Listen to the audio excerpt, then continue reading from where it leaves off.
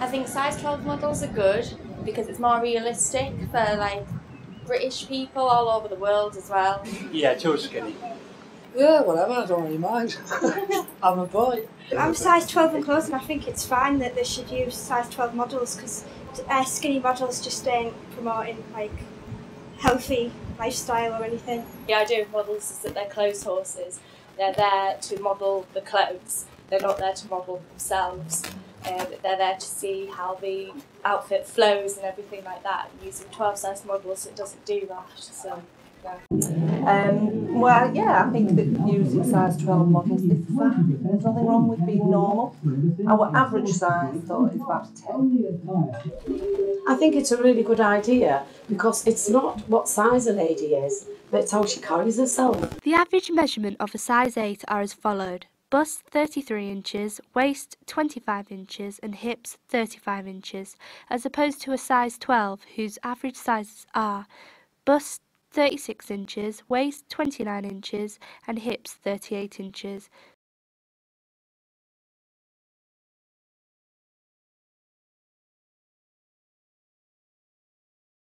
One in 7 people with the disorder die from the illness. Anorexia nervosa has the highest psychiatric illness mortality rate of them all.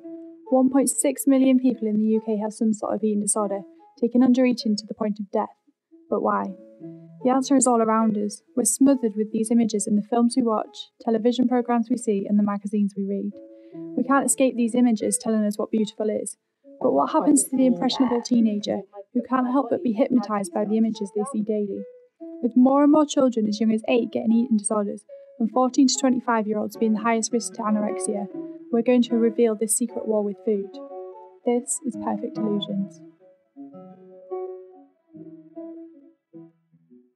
So daily, I would be eating kind of 10 to 20,000 calories a day and purging them. And I'd do this kind of over the course of maybe 6 or 7 hours.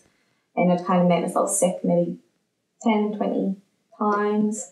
So it's a lot of pressure on your kind of body, especially, you know, if you are underweight, you know, this kind of, you combining two bad things. Yeah. So, yeah. My skin would turn blue and purple even when it was slightly cold. I was constantly shivering because I was just, you know, frozen all the time because I had no fat at all. And then I started to grow this sort of like downy hair all over my body, which is quite disturbing. No,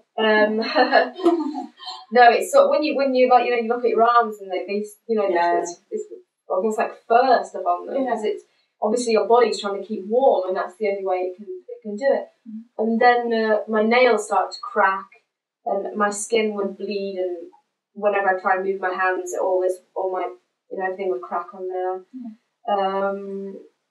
So basically my body really deteriorated. I mean, I've got osteoporosis, which is as a result of the anorexia. My heart became incredibly weak.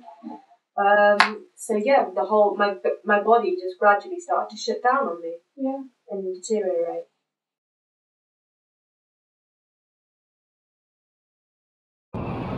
Unemployment rates on a rise around the country, and the North East is not immune. There's mass job cuts and a financial crisis rolls on.